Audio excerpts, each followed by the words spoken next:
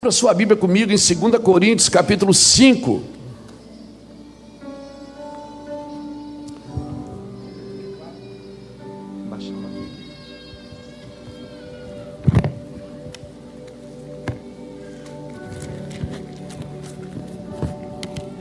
Quem estava aqui domingo passado?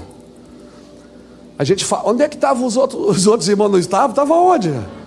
Estava lá na Beira Rio, né? Fazendo festa com o Flamengo, não é? Quem estava lá na Beira Rio não, levanta a mão. Tá bom. Flamengo, isso aí é que nem o cometa Halley, irmão, é de 70 anos. Depois passa, entendeu? Passa e vai embora. 2 Coríntios capítulo 5.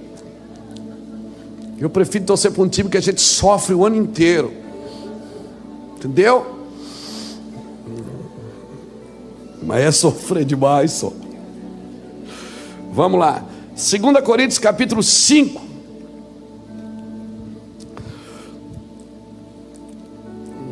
Eu vou ler só o versículo 7. É uma frase que diz assim.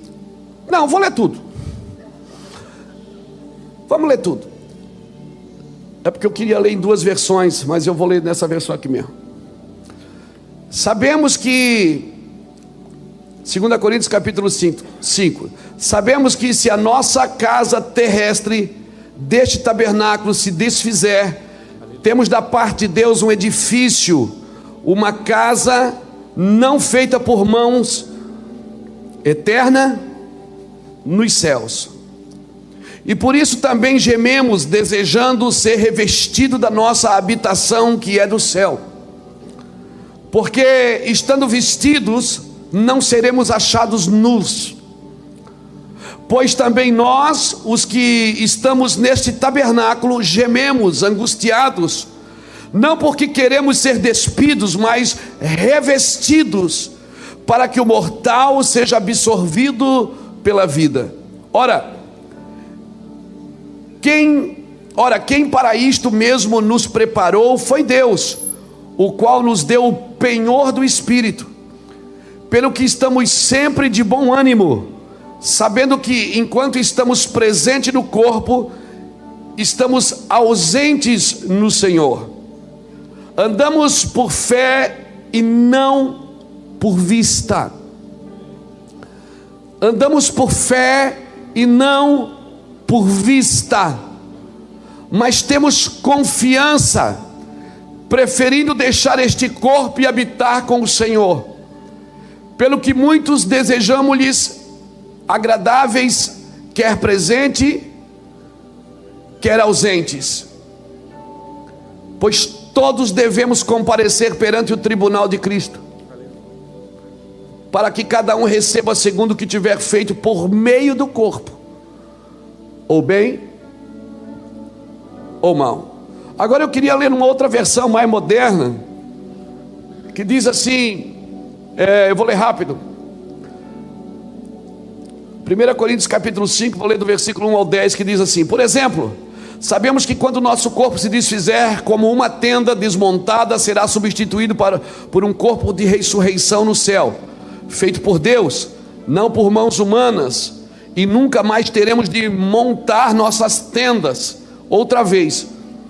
O desejo de mudar às vezes é tanto que choramos de frustração em comparação com o que está por vir.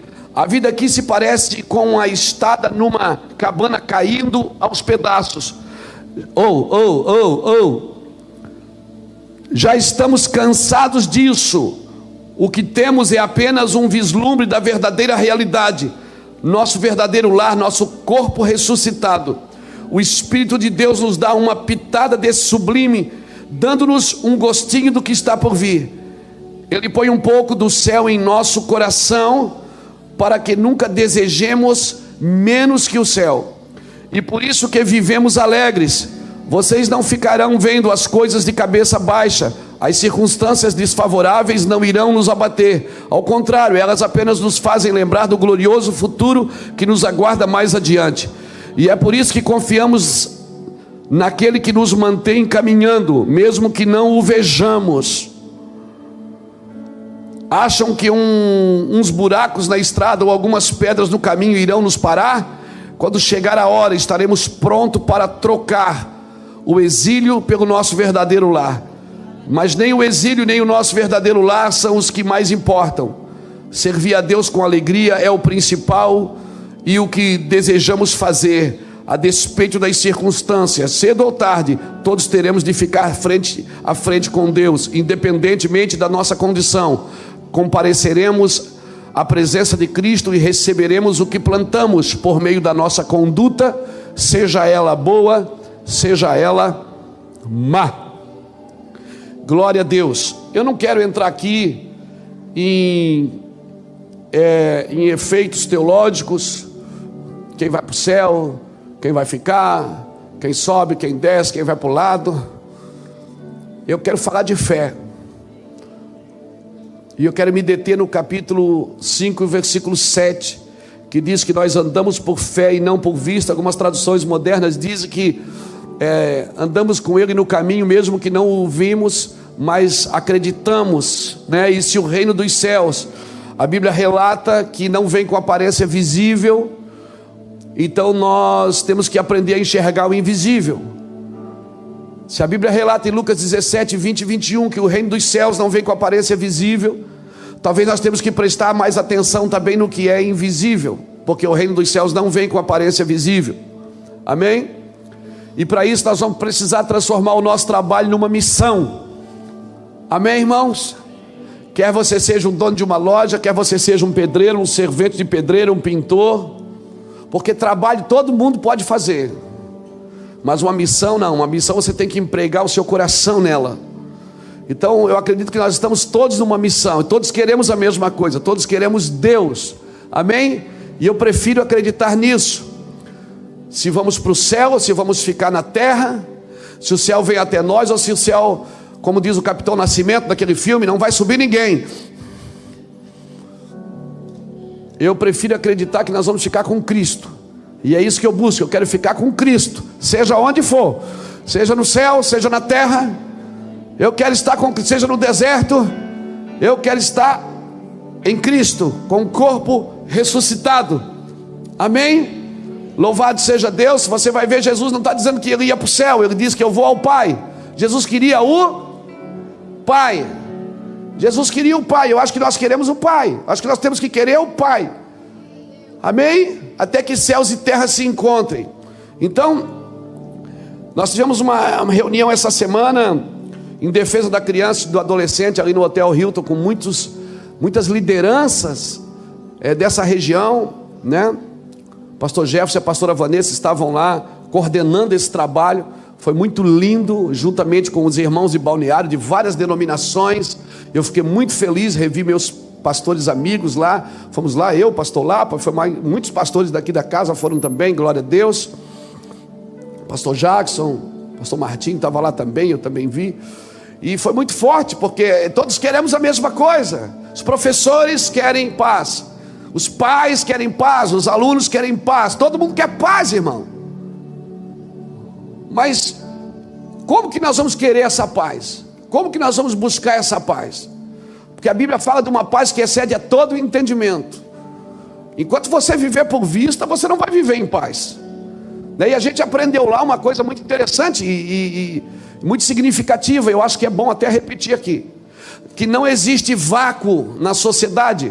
Ou seja, todos os ambientes não existe um vácuo, todos os ambientes podem ser ocupados. E Deus quer colocar pessoas de bem nesses ambientes, amém? Deus quer colocar pessoas de bem, com canetas na mão, que tomem decisões em prol do corpo, em prol do reino, em prol das famílias, em prol de todo mundo, não em prol de interesses pessoais de pessoas, não em prol de partidos políticos, mas em prol das pessoas, porque as pessoas são mais importantes do que coisas. A Bíblia diz que é, Deus diz que é, e ponto final. Então, nós vamos precisar de muita fé nesses dias para viver em paz, porque viver só de vista, nós estamos esperando que o mundo melhore, nós estamos esperando um avivamento, onde eu vou falar, todo mundo falando, pastor, e o avivamento? Eu digo, avivamento vocês vão ver avivamento. Avivamento, irmão, avivamento, todo mundo quer avivamento. Agora, nós primeiro precisamos definir o que é um avivamento. Porque avivamento não é vou ficar cantando o dia inteiro, pulando o dia inteiro. Avivamento vai alinhar uma geração, amém? Vai mudar a nossa conduta. E mudando a nossa conduta, certamente vai mexer na nossa cultura. Porque conduta estabelecem culturas. Culturas, como eu já falei aqui, a maioria de nós veio do catolicismo, amém? Amém? Então, quando uma pessoa pecava no catolicismo, você lembra disso? Você ia até o padre. E aí o padre fazia o quê? O padre dizia: olha, querido, tudo bem, vai para casa agora, reza uns 10 Pai Nosso, umas 10 Ave Maria, uns 10 Crê em Deus Pai. Aí o camarada pegava aquilo que o padre estava dando para ele fazer, e ele trazia isso para casa. Então, rezar para ele era o quê? Era uma condenação. Ele errou, confessou e agora ele recebeu a sentença, que é falar com Deus. A sentença era falar com Deus. Aí ele vem para a igreja evangélica. E a gente diz: irmão, tem que orar, irmão, tem que buscar Deus. E aí a pessoa acha que a gente está dizendo para ela que ela está condenada. Não, irmãos. Nossa conduta estabelece cultura. Por isso a gente tem que entender que orar, buscar Deus, não é condenação, amém? Amém, querido? Buscar Deus é para você ter paz, para você criar fé, porque a fé vem pelo ouvir, e o ouvir a palavra de Deus, amém? Nós temos reuniões, grandes reuniões, temos igrejas em células, igrejas em eventos, mas nós temos igrejas com pouca fé. Tem pouca fé na igreja. As pessoas acreditam muito pouco em Deus. Acreditam muito pouco, eu vou falar de novo, acreditam muito pouco em Deus. Não é uma igreja que está estabelecida em fé. Às vezes a igreja na célula, ela tem mais fé do que a igreja em célula, que se reúne para estudar a palavra de Deus. Nós temos grupo de convívio, nós temos escolas, temos estudos, mas nós temos que ensinar para esse povo a ter fé, amém? Porque a fé é o que agrada a Deus na vida de um cristão. Sem fé é impossível agradar a Deus. Você pode trabalhar bonitinho para Deus, você pode ter roupinha de crente, você pode ir na igreja de crente, você pode ser tudo certinho, mas se você não tem fé em Deus, você não agrada a Deus. E ponto final. Mas eu sou evangélico, não interessa. Deus não aceitou Jesus e veio para a igreja evangélica. Deus não é evangélico, Deus é Deus de toda a terra. Amém, irmãos? E a gente tem fé nisso, tem fé naquilo. Tem gente que para na minha frente e diz: pastor, ora por mim, eu tenho uma fé no Senhor. Eu digo: pronto, perdeu. Nem eu tenho muita fé em mim, irmão. Como é que você vai ter? Nossa fé está desfocada. E aí a gente fica treinando as pessoas. Esses dias eu conversava com um líder. Eu dizia: irmão, será que você não está na hora da gente mudar? Ele estava reclamando da igreja para mim, dizendo: a igreja está difícil, porque a igreja é isso, porque a igreja é aquilo. Eu disse: irmão, será que não está na hora da gente parar de dar coisa ungida para as pessoas levar para casa e começar a pregar o evangelho? Ele disse: não, pastor, mas eu dou as coisas ungidas, que é para edificar a fé da pessoa. Como a pessoa vai edificar a fé em coisas?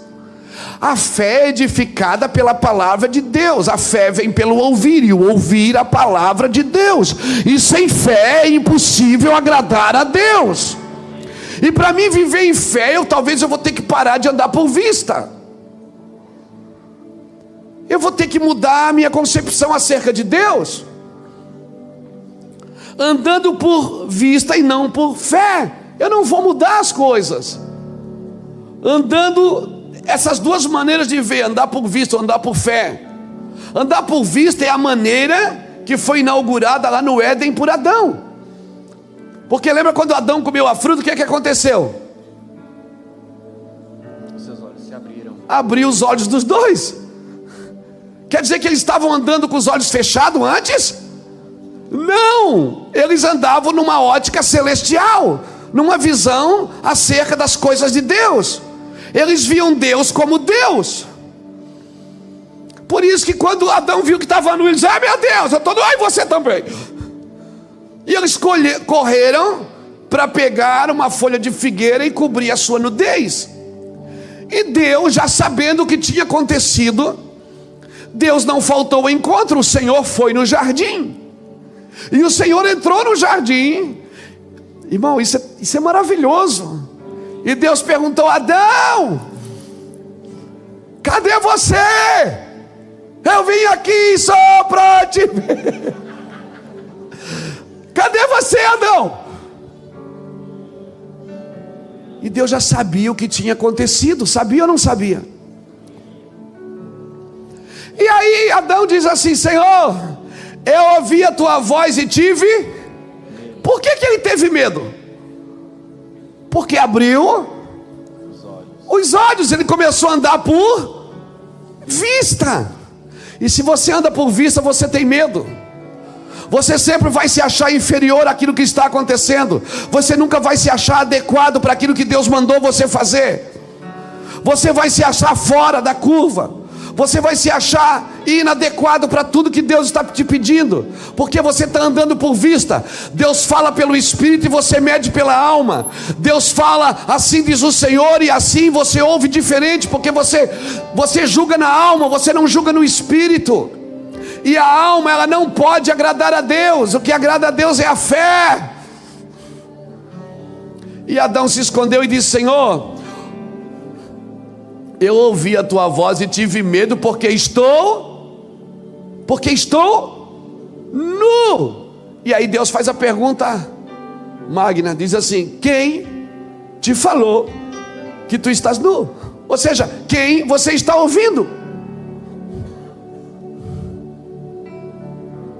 Irmão, ô Adão, eu venho aqui todo dia e vejo você nu. Todo dia eu vejo você nu, Adão. Eu nunca me escandalizei. E você também não. Por que, Adão? Porque você olhava para você através de mim.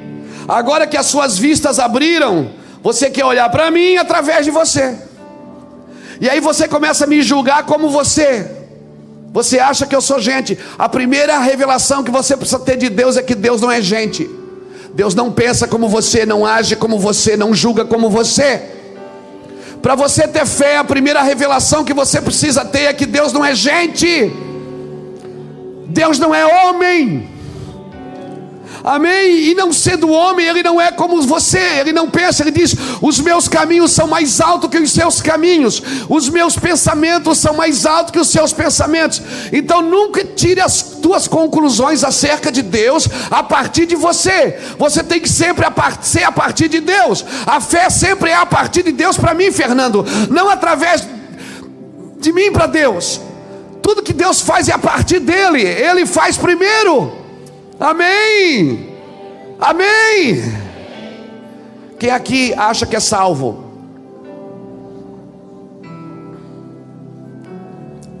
Os outros não acham? Meu Pai do céu. Vou perguntar de novo. Quem aqui tem certeza que é salvo? Não. Pegadinha do malandro. Você tem certeza? Quem tem certeza que é salvo? Fica com a mão levantada. Olha para alguém, se não levantou a mão, e você? Por que você tem certeza que é salvo? Não, com a mão ali aqui. Por que você tem certeza que é salvo? Por quê? Por que você tem certeza que é salvo? Pela fé. Por que você tem fé no quê? Que você é salvo? Porque você é bom, você é legal, você faz tudo certinho. Você tem fé em quem? Na cruz, naquilo que Jesus fez na cruz. Tem ou não tem? Você crê que Ele já levou sobre si, e que Ele te salvou, e que você não poderia se salvar a si mesmo? Você crê no que Ele fez? Aí quando você peca, você acha que Ele desfez?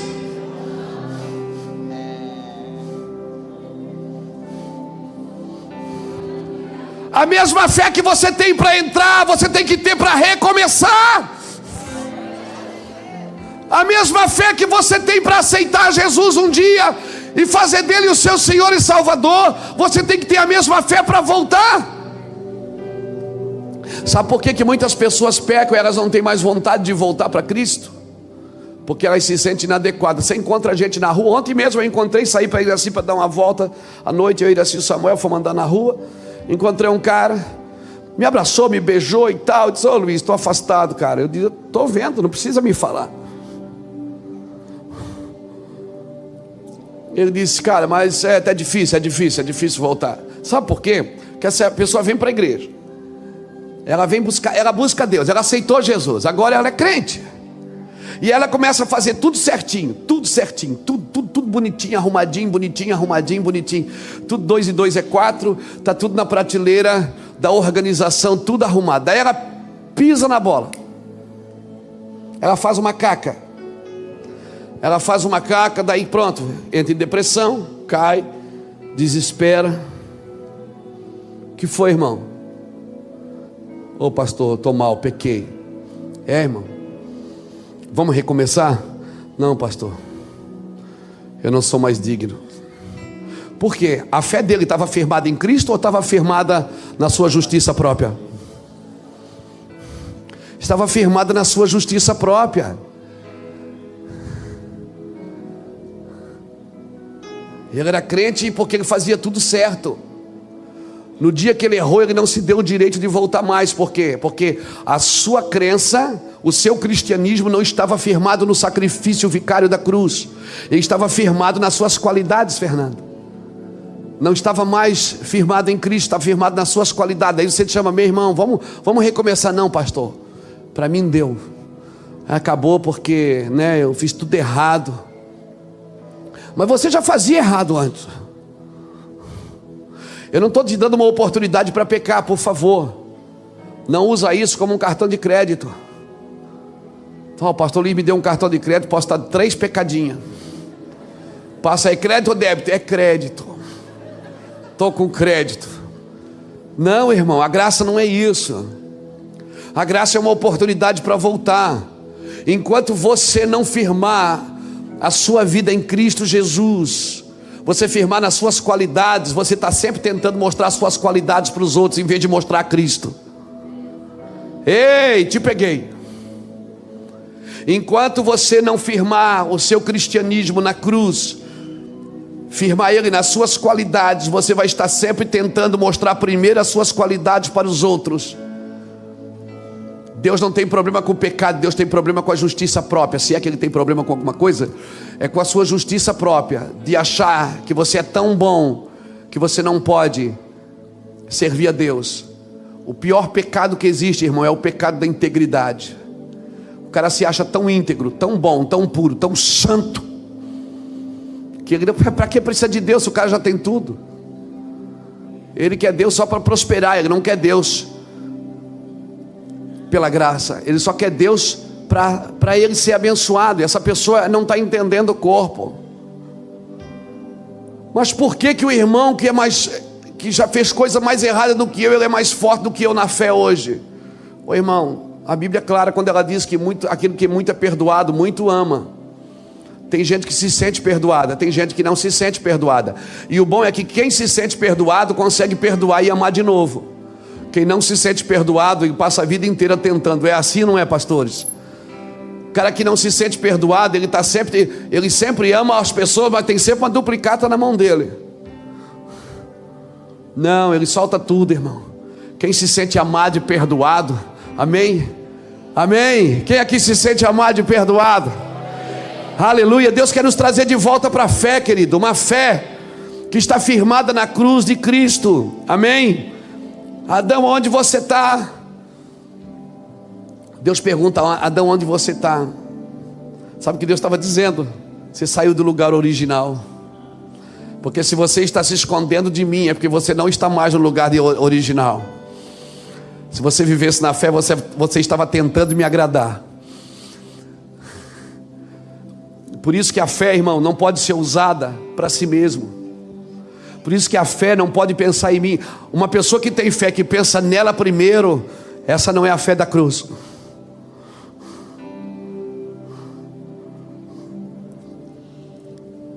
Por isso uma pessoa que tem fé, ela não pode pensar nela primeiro, querido, porque ela sabe que aquela fé é para agradar a Deus. Aleluia. Eu e você estamos aqui para cumprir as Escrituras, querido. Amém? Para cumprir. Pega os primeiros capítulos de Mateus por 8 vezes, do capítulo 1 ao capítulo 4, por 8 vezes você vai ver a expressão: e isso aconteceu para que se cumprisse o que fora dito. E isto aconteceu para que se cumprisse o que fora dito. Jesus andou na linha para cumprimento das Escrituras. João Batista andou para cumprir as Escrituras. Jesus diz em Mateus 5,17, ele diz: vocês pensam que eu vim quebrar a lei? Não, eu vim para cumprir a lei e os profetas, porque a lei e os profetas, Moisés, Salmos, falam de mim. Jesus andava para cumprir. Por isso que quer em alegria, quer em tristeza, ele cumpria. Por isso que às vezes você não pode mais decidir o que você vai cumprir, você tem que decidir o que está escrito. Se você achar que você nasceu para fazer, você só vai fazer quando der resultados, e quando não der resultados, você não vai querer fazer.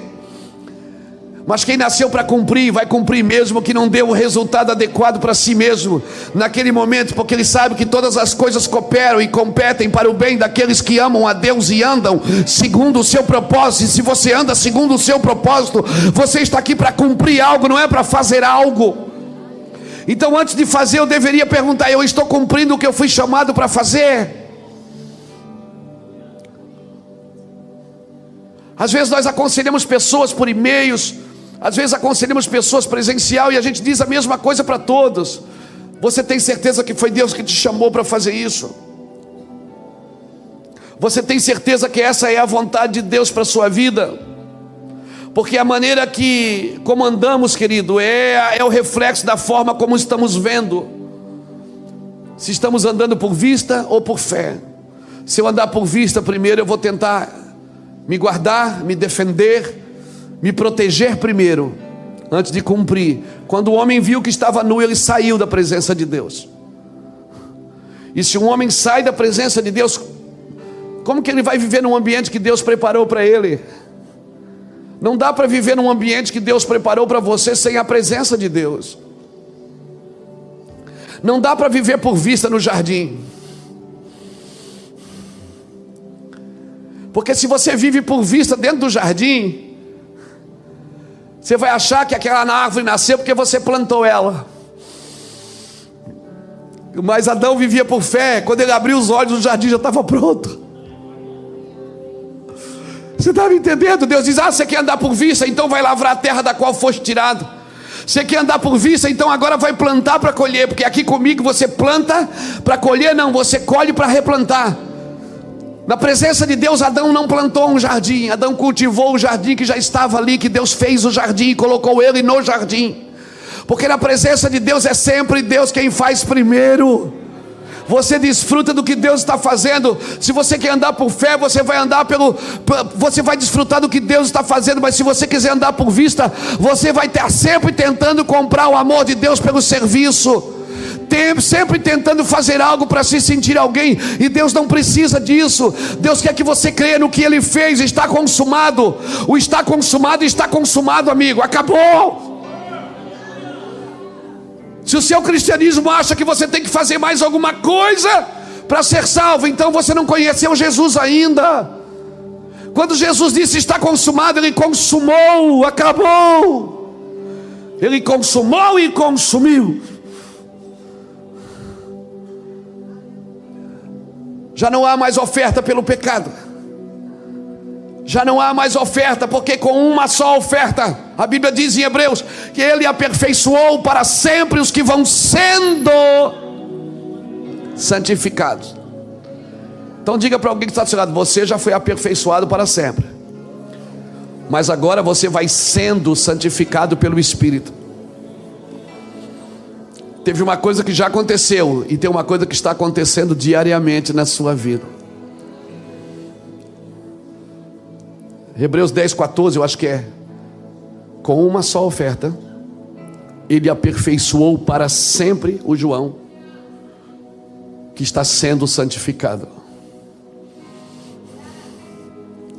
Não misture o que Jesus está fazendo em você com aquilo que Ele já fez em você.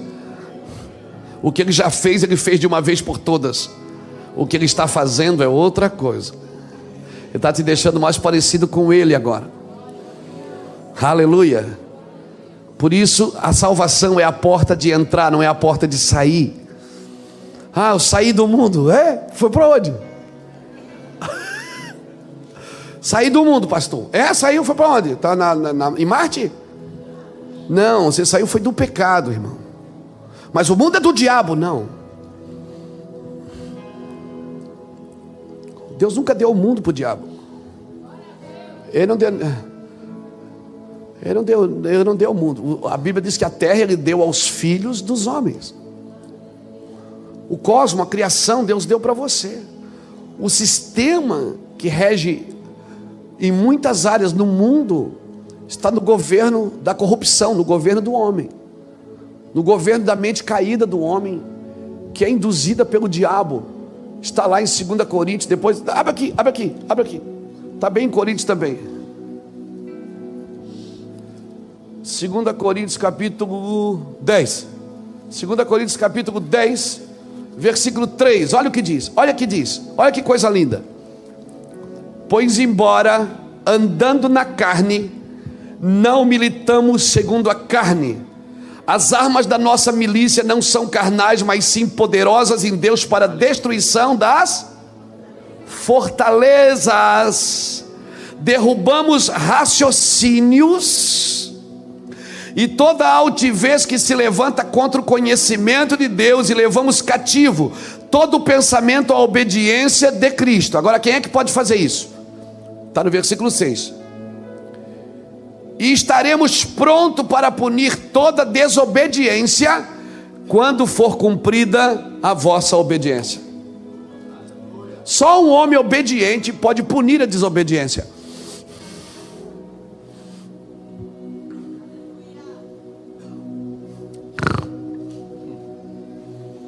Por isso, o cara pecou, não dá para tirar a ceia dele, porque você também é desobediente, pastor. Só um obedeceu até o final. Só um pode dizer: está consumado. Só Ele pode punir a desobediência. Por isso que quando eu tenho fé no que Ele fez na cruz, eu também começo a obedecer. Amém? Amém? Alguém aqui é digno de punir a desobediência? Só quem é obediente. Quando cumprir a nossa obediência, então nós podemos punir a desobediência. E quando é que pune e quando é que cumpre a minha obediência? Quando através do sacrifício de Jesus eu entro na salvação. E por causa do Espírito Santo que me foi dado para revelar o coração de Deus, que habita em mim, para deixar Deus claro para mim, o Espírito do Senhor, é Ele que me conduz, é Ele que me induz, é Ele que me produz. E tudo que eu faço através dele. Por isso que eu acho que toda obra de Deus que não é feita pelo Espírito é anátema. Porque só o Espírito pode conduzir você a Deus e Deus a você. Romanos 8:26 diz que nós não sabemos pedir como convém, mas o Espírito intercede conosco com gemidos inexprimíveis, porque segundo a vontade de Deus é que Ele intercede por nós. O Espírito foi dado. Jesus disse: convém que eu vá para que o Espírito... Convém que eu vá para que o Espírito... Agora, quem está disposto a ir para que o Espírito venha? Como que é isso, pastor? Às vezes as pessoas têm que parar de depender da outra pessoa para o Espírito vir. Aleluia.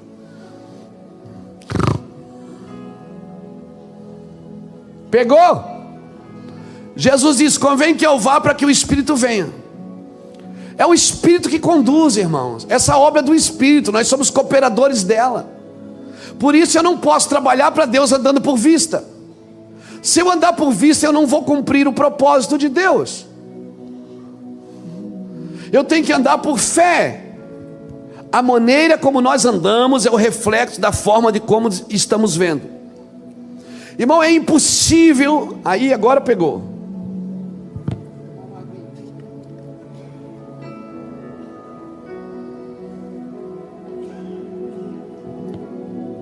É impossível alguém se sentir parte de algo que nunca se entregou por inteiro a isso.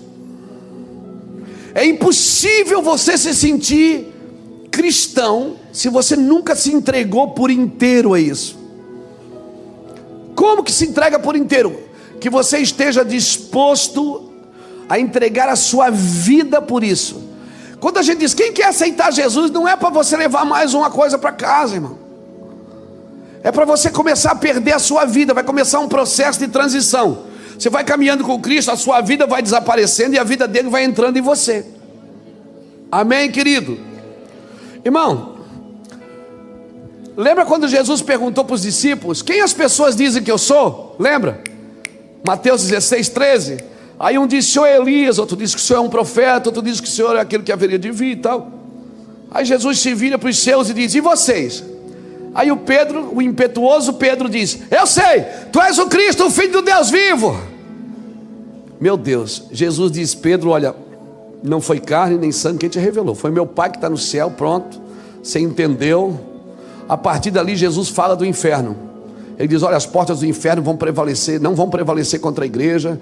E aí Jesus começa a falar de coisas mais profundas. Ele diz, se eles estão entendendo, se ele entendeu quem eu sou, então ele vai entender o que eu vim fazer.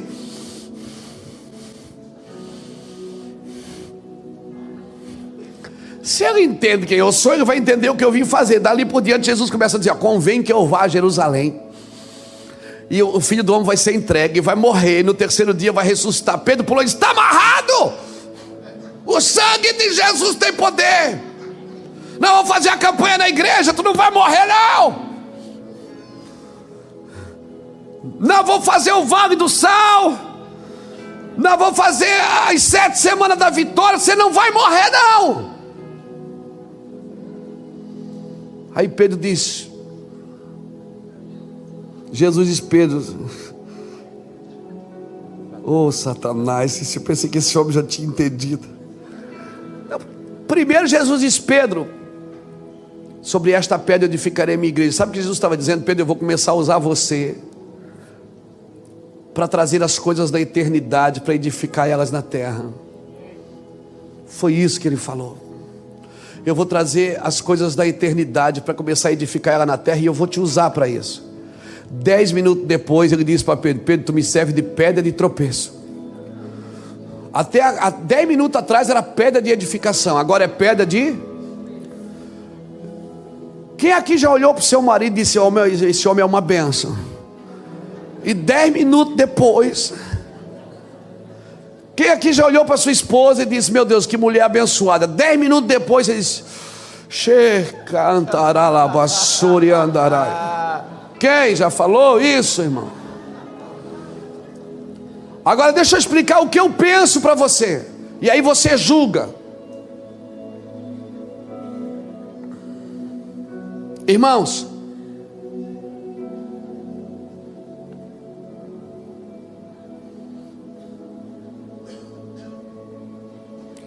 só pode se tornar uma pedra de tropeço quem foi chamado para ser uma pedra de edificação. Você acha que o macumbeiro é pedra de tropeço para a igreja? Você acha que o grande chefe da maçonaria é pedra de tropeço para a igreja? Você acha que o feiticeiro que faz mandinga lá esse homem é uma pedra de tropeço para a igreja? Não. Pedra de tropeço para a igreja é quem foi chamado para ser pedra de edificação e parou de ouvir a Deus e está ouvindo a sua alma. E isso serve de pedra de tropeço dentro da igreja, porque começa a conduzir a igreja na razão e não no Espírito de Deus.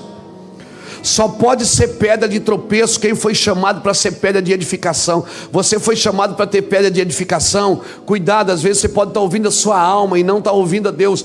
Se Deus está falando que a sua casa é abençoada, que seu filho é abençoado, mas pastor, esse menino é uma luta. Mas se ele foi chamado para ser pedra de edificação, você sabe o que você gerou. Amém? Só pode servir de pedra de tropeço quem foi chamado para ser pedra de edificação. O macumbeiro, o feiticeiro, o grã-mestre da maçonaria, irmão, aquele político corrupto, ele não é pedra de tropeço para a igreja. Pedra de tropeço para a igreja é quem foi chamado para ser pedra de edificação e parou de ouvir a Deus e começou a ouvir a sua alma, começou a ouvir os seus medos, as suas incredulidades, e começou a estabelecer um padrão por vista e não por fé para servir a Deus. E quanta gente hoje serve a Deus por vista e não por fé? Por quê? Porque parou de ouvir a Deus. Irmão, você não é uma pedra de tropeço, você é uma pedra de edificação. Tanto é que Pedro disse: Senhor, eu estou pronto a morrer contigo. Jesus disse: Pedro, você não está entendendo. Você agora é pedra de tropeço, mas eu te chamei para ser uma pedra de edificação. Tanto é que Pedro negou Jesus, Jesus foi atrás dele. Porque quem foi chamado para ser pedra de edificação, irmão, não vai ser pedra de tropeço para sempre. O Espírito vai te pegar. Em nome de Jesus. Em nome de Jesus. A igreja tem que parar de andar por vista, irmãos. Tem que andar por fé. Eu vou repetir: toda obra de Deus que não é feita pelo Espírito é anátema. É o Espírito que conduz. A palavra de Deus, a Bíblia diz que é Espírito e vida. Essa obra é o Espírito que faz. É o Espírito que ressuscitou Jesus, que vai ressuscitar você também. Amém. É o Espírito que vai edificar a sua vida. Amém. Quando você deixa de ouvir a Deus e começa a ouvir a sua alma, por favor, querido, não deixe o diabo usar aquilo que é pedra de edificação como pedra de tropeço. Não deixe o diabo usar você como pedra de tropeço. Você é uma pedra de edificação. Amém. Você foi chamado por Deus para edificar cidades, edificar famílias, edificar nações. Quando você vê que você está parando de acreditar em Deus, você não acredita mais no invisível, não acredita mais no sobrenatural, você estabeleceu a sua rota. Não é você que estabelece a sua rota, quem estabelece a sua rota é o Espírito de Deus. Viver por fé é acreditar no que Jesus disse, irmão. Por que você acha que Jesus foi atrás de Pedro? O que você acha? Cara impetuoso daquele, teimoso. Mas tudo que Jesus pediu para Pedro, ele fez. Pedro vai pescar de novo. Eu pesquei a noite inteira, eu não peguei nada. Pedro era bravo, briguento, mas tinha fé. Não foi João que começou a igreja, foi Pedro. Porque a obra de Deus não se começa só com amor, se começa com fé. Porque a fé, diz em Gálatas capítulo 6, versículo 5, não, capítulo 5, versículo 6, a fé é edificada pelo amor. Ou melhor, até o amor precisa de fé.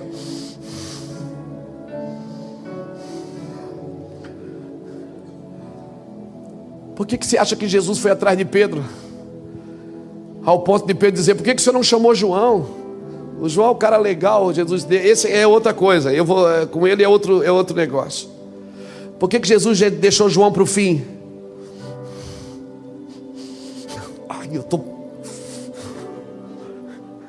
Por que Jesus começou com um homem de fé e terminou com um homem de amor?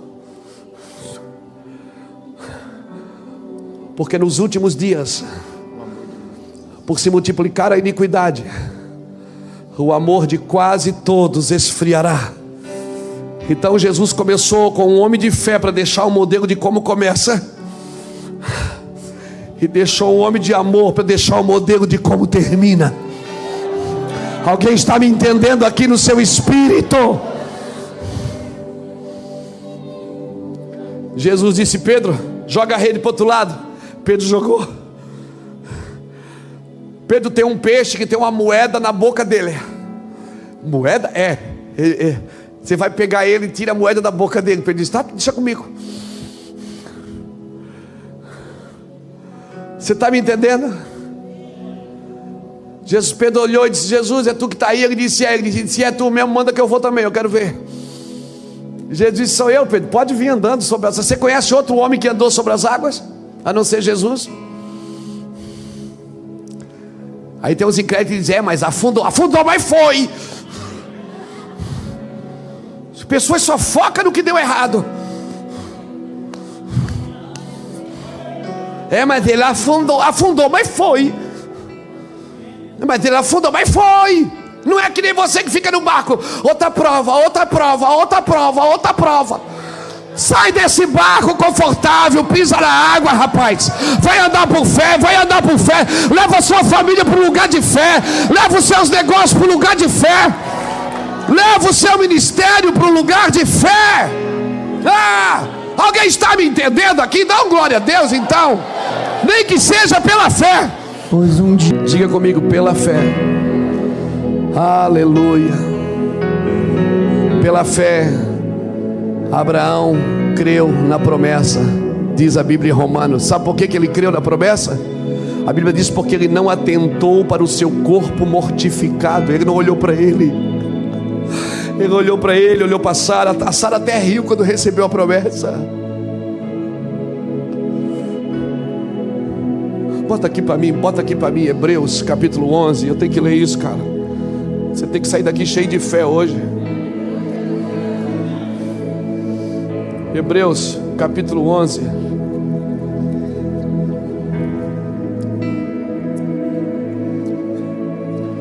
Hebreus capítulo 11 e versículo 11. Pela fé também a própria Sara recebeu poder de conceber um filho mesmo fora da idade, porque teve por fiel aquele que lhe havia feito a... Agora, quando ela recebeu a promessa, ela creu? Claro que não, ela riu. Como é que Hebreus está dizendo? Teve por fiel aquele que lhe tinha prometido. Ela riu dela, ela não riu de Deus. Ela disse, como que eu vou gerar um filho? Ela teve fé para começar?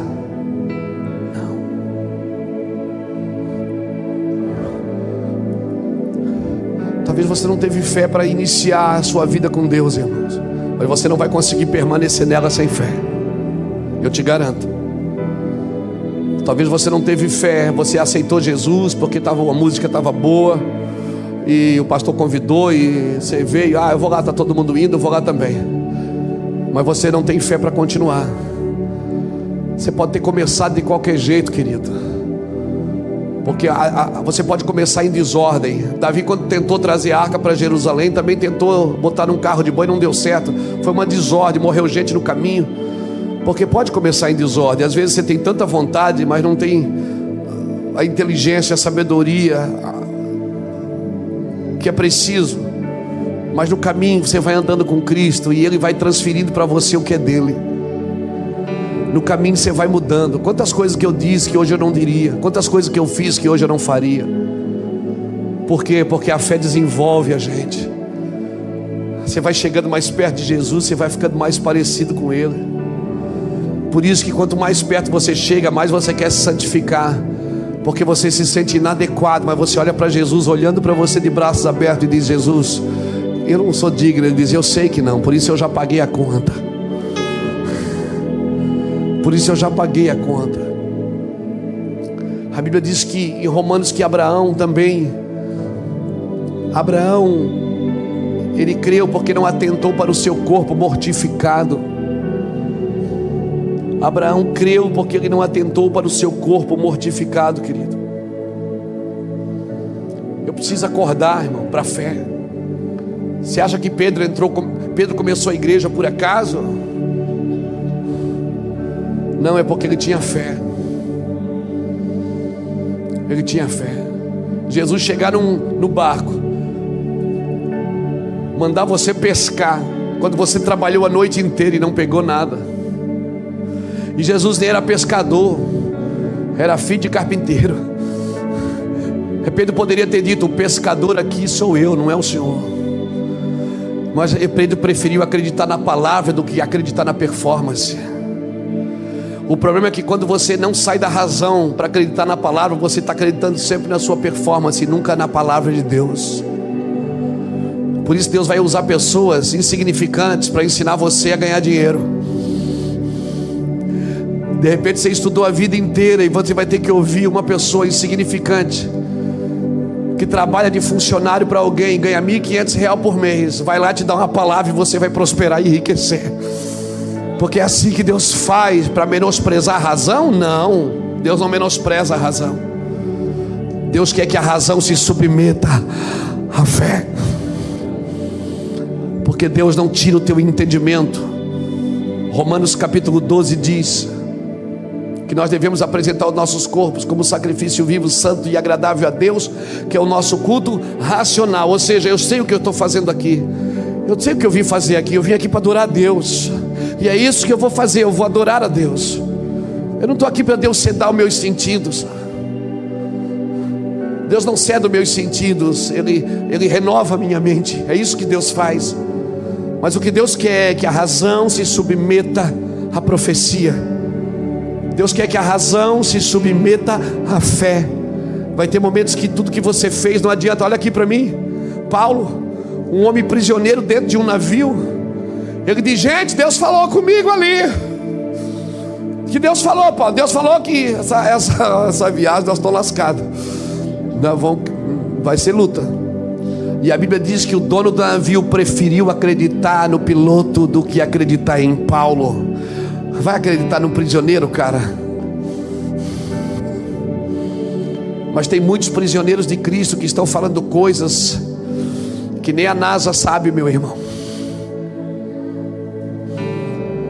E Paulo disse: gente, olha, gente, Deus falou comigo de novo.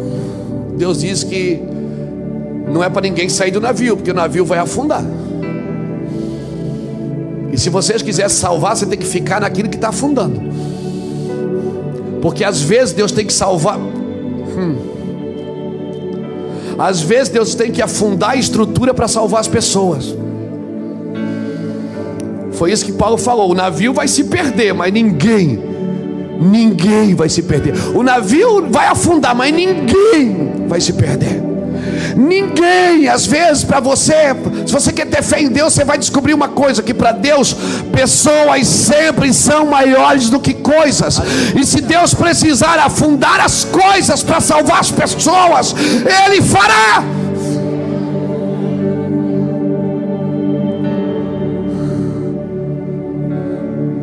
E Paulo foi categórico. Depois você lê o capítulo 27 de Atos. Eu não vou ler porque é muito grande. Depois você lê Atos 27. Quem sabe amanhã nós podemos falar um pouco de Atos 27. Paulo diz assim: vocês estão com fome? Então coma tudo o que vocês puderem, e joga esse trigo na água, esse trigo velho aí. Sabe o que Paulo está dizendo? O trigo que você comeu até aqui não serve mais. Você vai precisar de uma nova revelação. Você está comendo um trigo xoxo, velho. Deus tem uma revelação para mexer no seu coração e na sua mente nesses dias.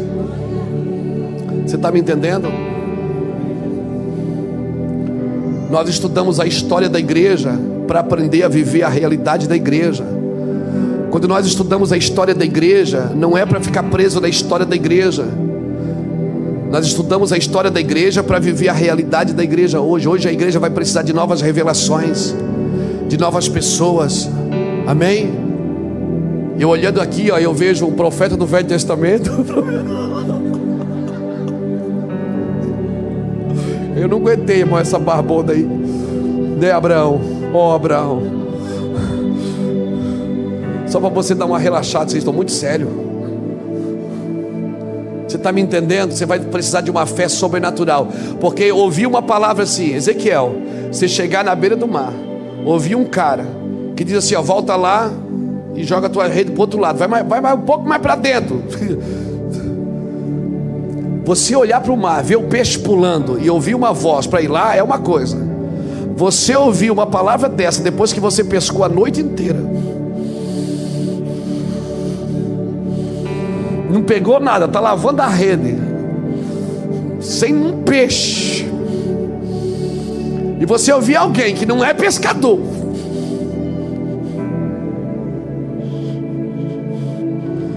dizer assim para você: volta lá agora.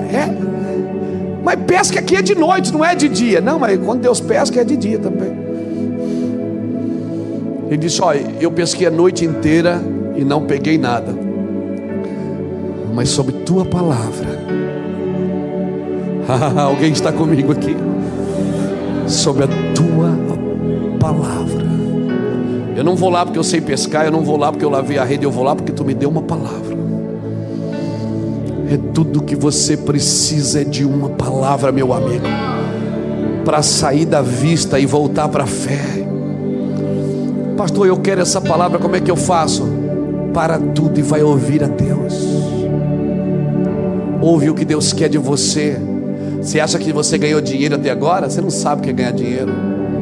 Ouve uma palavra, Ele traz à existência o que não existe. Você acha que você viveu tudo, conheceu todos os milagres? Você já acha que já viu tudo até agora? Você não viu nada ainda. Receba uma palavra para depois você sair atrás dela, para você ver o que acontece. Porque enquanto você não tem uma palavra, você pode trabalhar na sua performance, mas depois de uma palavra, cara, parece que as coisas rendem mais, você cansa menos, porque você já não labuta mais na sua força, é na força do Espírito. As coisas, você já não briga por posições, você não briga por recursos. Não importa para onde vai o peixe, se é para esse barco ou se é para o outro, né? Não importa mais. Não importa mais se a pessoa aceitou Jesus aqui, mas congrega lá. Não importa mais nada, irmão. O que importa é que você vive por fé e não por vista. Você acredita no que Deus está dizendo. Eu estou nesse lugar. Se der, Deus. Se não der, também está bom. Ok, vamos. Não vamos. Vamos pegar, vamos. Não vamos, então tá bom, então também não vamos. Aleluia. Mas se perdeu o entusiasmo, não. Meu entusiasmo está aqui gritando. Eu acho que eu cresci um pouco mais na fé. Eu sei que o meu Redentor vive, e por fim Ele se levantará. E acabou, irmãos. Não precisa provar mais nada para ninguém.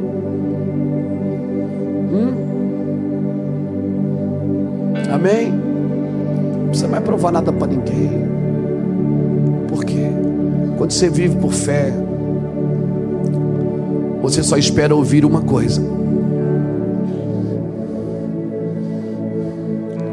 ouvir a palavra de Deus. Você não menospreza as pessoas, você não menospreza os conselhos, você não menospreza as ajudas, mas você está firme numa palavra. Por quê? Porque você aprendeu a viver na prática o que você sempre ensinou na teoria. Hoje eu vivo na prática, irmãos. Eu acredito que estou melhorando. O que eu sempre ensinei na teoria para os outros, eu estou desfrutando na prática. O Evangelho é poder de Deus para a salvação. O Evangelho é vida prática, é dia a dia, é fé. Amém? Quem vai dar 10 mil reais para provar a sua fé? Não, o Evangelho não precisa disso. Quem vai botar dinheiro nesse envelope? Quem tem fé? Não, a fé não é para isso. A fé que a Bíblia ensina não é para conquistar coisas. A fé que a Bíblia ensina é para suportar situações. Quando passares pelo fogo, não te queimarás. Quando passares, não é uma sugestão. A grande comissão não é uma sugestão, é uma comissão. Você foi chamado para isso. Quando passares pelos rios, não te afogarás. Quando passares pelas águas, elas não te submergirão. Porque eu, o Senhor, estou contigo para te guardar por onde quer que andares. E isso basta. Tá, mas se Deus está comigo e eu morrer, quem está vivo nunca morrerá. Jesus morre, se apresenta aos discípulos e diz: gente, toca aqui, sou eu. E a Bíblia diz que eles não acreditaram ainda, porque eles estavam tão alegres porque eles não acreditaram. Jesus, tem alguma coisa para comer? Tinha peixe e mel. Jesus comeu peixe e mel. E daqui a pouco Jesus desaparece. Aí chega Tomé. O Tomé chega e diz, aí os discípulos dizem: sabe quem é que estava aqui com a gente agora? O Rabi. E ele diz: Só que não. Ele disse: estava aqui com a gente, comeu peixe e mel aqui agora com a gente. Tomé solta e diz: eu só acredito se eu tocar o meu dedo nas suas feridas, na sua mão. Daqui a pouco chega Jesus. Jesus gosta de desafio, irmão. Chama Tomé e diz: vem cá, pega teu dedo, põe aqui. Põe aqui. Não carregue a sua fé na ponta do seu dedo, querido. Não carregue a sua fé na ponta do seu dedo, que você só acredita se você pegar, tocar, sentir. Você precisa acreditar no invisível. Viva por fé e não por vista. Aí Tomé olha e diz assim: é verdade, é o Senhor mesmo. Jesus diz: porque tu viste, creste. E aí ele estava falando de você. Ele diz: bem-aventurados são aqueles que não viram, mas creram. Ele estava falando de você, meu irmão. Ele estava falando dos crentes que não viram ele, que não tem evidência nenhuma que é ele mesmo, que só tem um túmulo vazio lá em Jerusalém, que nem se sabe se é aquele túmulo mesmo. Eu creio que não era, mas está todo mundo: oh, Deus falou comigo, oh, mistério, Deus disse para mim isso, Deus falou comigo aquilo, Deus mandou eu fazer isso. E tem gente que diz assim: cara, está fora da casinha, esse cara ele tem que enxergar. Eu não quero enxergar, eu não quero acordar, eu quero conversar com ele.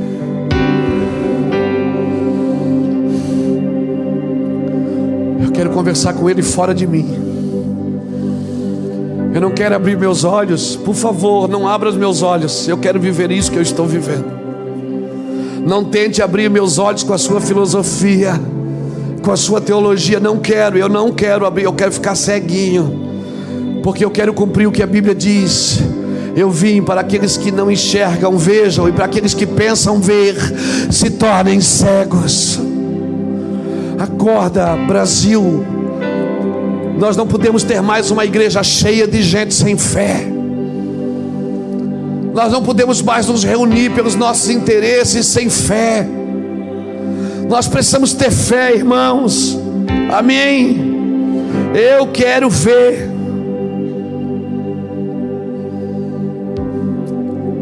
André, você que estuda hebraico, você pode me ajudar com isso.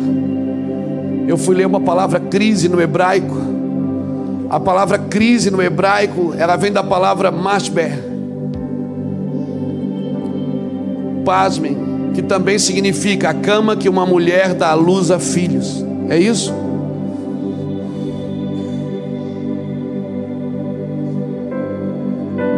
Crise em hebraico significa mashber, que também é usado para a cama que uma mulher dá à luz a filhos. Ou seja, crise sempre está conectado com o que virá depois dela. Crise sempre está conectado com a vida que vai ser gerada depois da crise. Amém? Amém, irmãos? Então a ideia de Deus sempre foi possuir os homens de fé, as mulheres de fé. Então crise não é para você sair dela, é para você dar luz aí no meio dessa dor, para você botar para fora o que Deus colocou para dentro. Você está me entendendo? Ai, pastor, mas aí você vai na igreja fazer a campanha, pare de sofrer. Aí você vai na igreja, você vê a propaganda na frente da igreja e diz assim: saia da crise. Aí você diz: é eu. Aí você sai da crise e aborta, porque você não dá a luz, porque você prefere dar a luz sem dor. Sabe qual é a sua diferença? Você que está gerando para uma mulher grávida, é que a mulher grávida, ela gera com prazer, mas quando vai dar a luz, ela dá a luz com dor. E você gera com dor, mas quando der a luz, você vai dar a luz com prazer. Então, por favor, pega essa crise. Quer mais? Eu posso orar para vir mais, para você gerar mais voz do que clama. No deserto preparai o caminho do Senhor. Você quer preparar o caminho do Senhor? O caminho do Senhor não é um desfile de moda, irmão. O caminho do Senhor não é um desfile de glamour. O caminho do Senhor é no deserto. Voz do que clama: no deserto preparai o caminho do Senhor. Então, por favor, escutem o que eu vou dizer.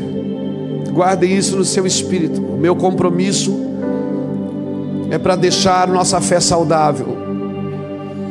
Guarde isso que eu vou dizer. Ouça homens e mulheres que estão levando você para um deserto, porque é nesse deserto que você vai aprender a depender de Deus, que você vai comer do maná que desce do céu, que você vai aprender a depender do Senhor para vestir, para comer, para viver.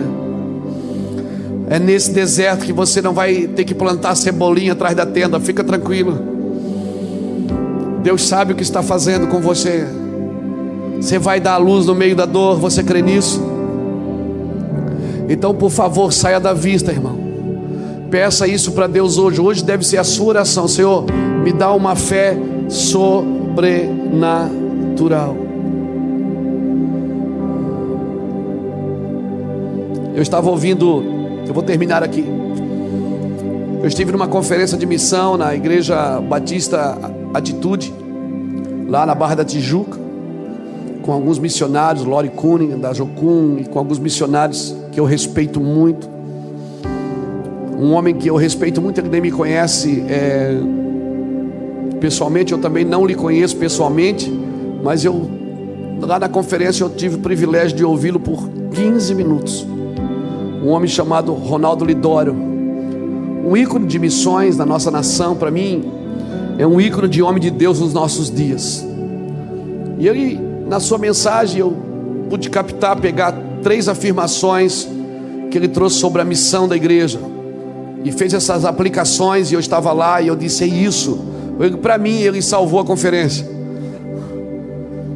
que todo mundo queria botar slide, todo mundo queria falar bonito, e ele veio e deu 3 taquaradas que eu quase joguei minha cadeira para cima. Eu gosto disso, homens de atitudes, porque eu só vi naquele quadro índice disso, índice daquilo. Vamos parar de trabalhar em índices negativos, vamos começar a trabalhar com índices positivos.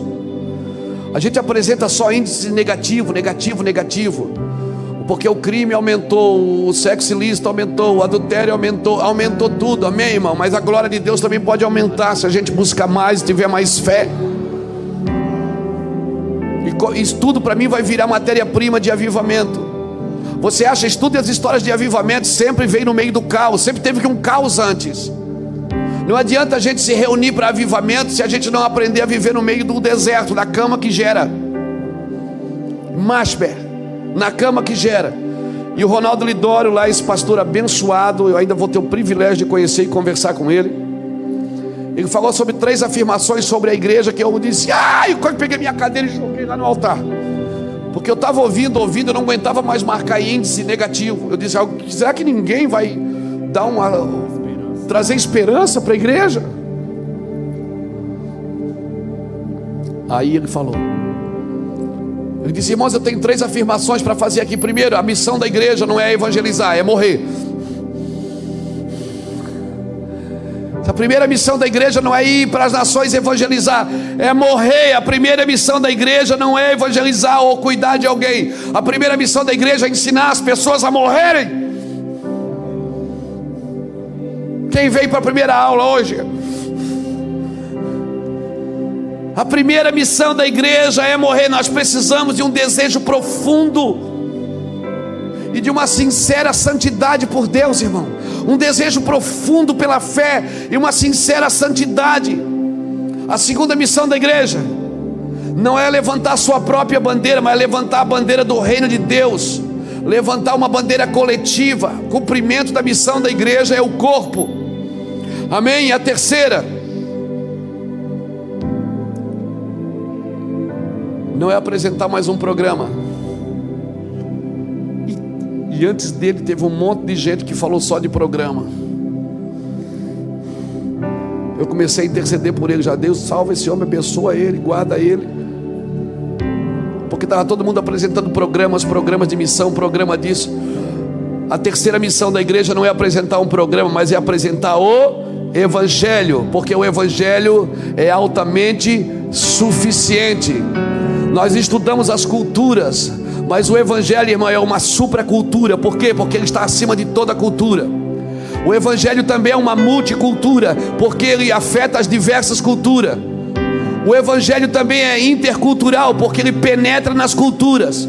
O Evangelho também é cultural, porque ele faz culturas. O Evangelho também é transcultural. Por quê? Porque ele vai de uma cultura a outra cultura. Mas acima de tudo, o Evangelho é contracultural, porque ele não se submete a nenhuma cultura da terra. O Evangelho é fé em Deus. Ponto final. Tens fé em Deus?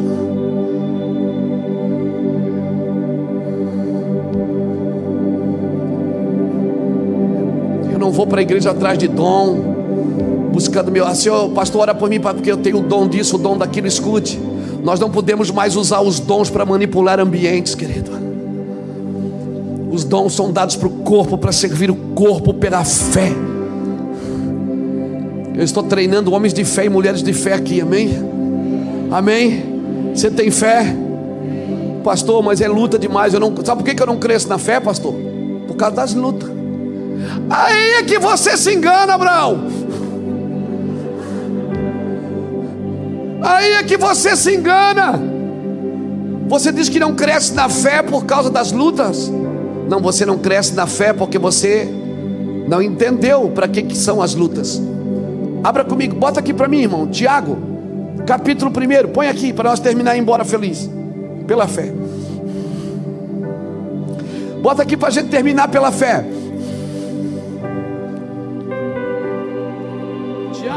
Tiago 1, 2.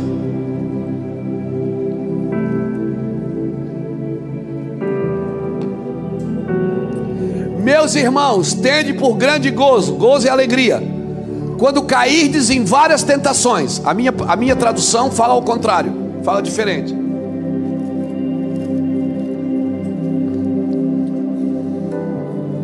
Minha não tem Tiago?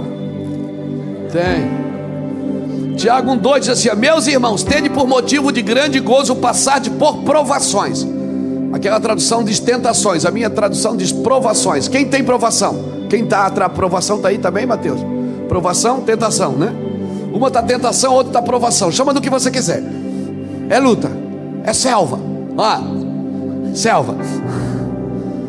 Vamos lá. Sabendo, já foi? Meus irmãos, ele está chamando de quê? Se ele está chamando de irmão, essa mensagem é para quem? Quem escreve isso é Tiago, o irmão de Jesus. Tiago, esse Tiago da Bíblia é irmão de Jesus. O que é que ele está dizendo? Meus irmãos, tende por grande gozo, grande alegria, quando cairdes em várias tentações. Quem aqui tem tentação? Quem tem provação?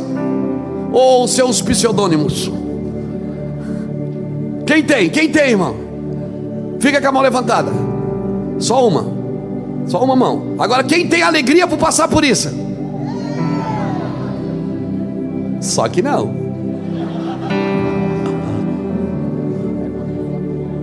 Só que não. Vem uma lutinha, você já sai expulsando demônio. Sai, Satanás.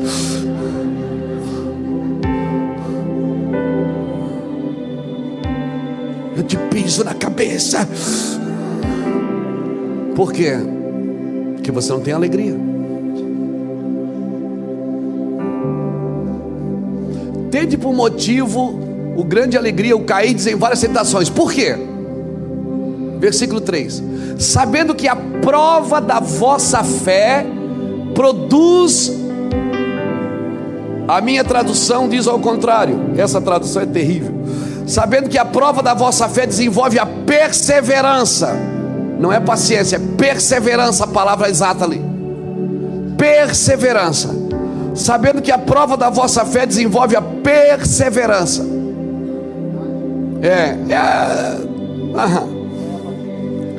Versículo 4 diz o quê?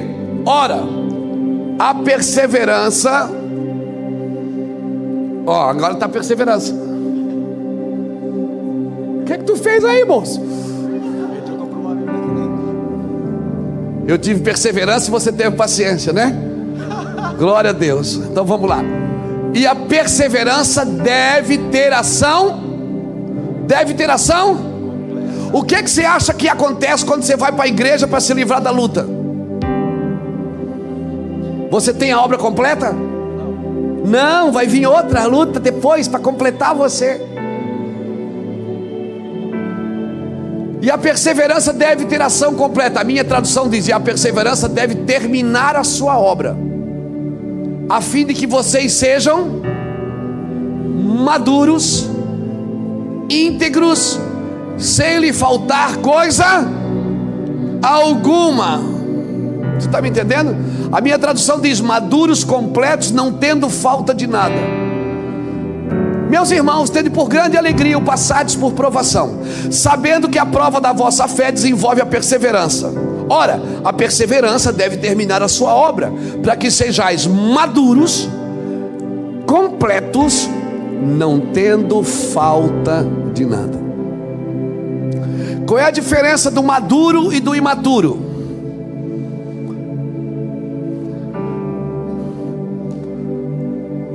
Qual é a diferença do maduro e do imaturo? Sem Deus nenhuma, os dois não servem para nada. Nem o maduro serve para nada e nem o imaturo serve para nada. Só que o maduro já sabe disso. O imaturo ainda está tentando provar para Deus que ele é bom. Sabe quando você se torna maduro? Quando você deixa Deus conduzir você pelas escrituras, que você sabe que você acorda de manhã todo dia, tem um desejo e uma vontade no seu coração, e Deus vem e implanta outra. Tem uma vontade de fazer uma coisa e Deus vem e prova para você que a vontade dele é boa, agradável e perfeita para você, e é muito melhor do que a que você está pedindo, está querendo, está desejando. Quem aqui já viveu isso? Viver por vista é isso. É você ter a capacidade de abandonar a sua vontade para viver a vontade de Deus. Viver por fé é isso. Viver por vista é você ir buscar Deus pelos seus direitos, sem executar os seus deveres. Viver por vista é isso. É você querer os seus direitos sem os seus deveres. Viver por fé é você viver pelos seus deveres, independente se os direitos vão acontecer ou não, porque você já sabe que está consumado. Você crê nisso? Então fica de pé comigo, querido.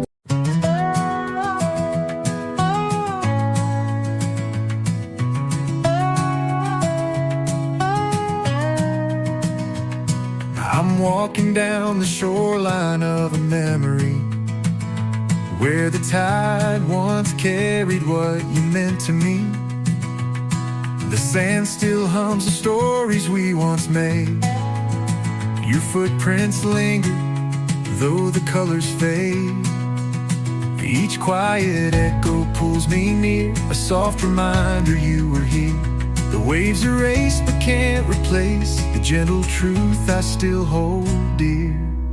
Footprints that never fade, staying in my heart when the nights turn gray. Even when the storms pull the light away, your marks remain in every step I take. Moments the water couldn't change, footprints that never fade.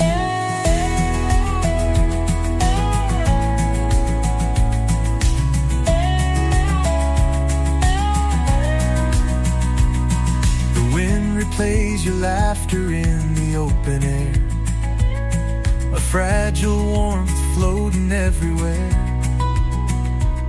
Though time keeps shifting everything I see, it can't unwrite what you left in me. I feel the pull of what we knew, a quiet path that leads me through. The oceans move and seasons sway, some memories never wash away. Footprints that never fade, staying in my heart when the nights turn gray. Even when the storms pull the light away, your marks remain in every step I take. Moments the water couldn't change, footprints that never fade.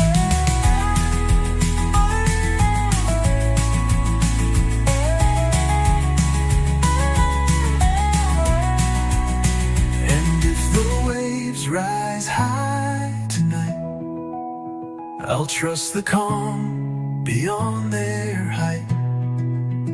For every trace you left behind still lights the shoreline in my mind.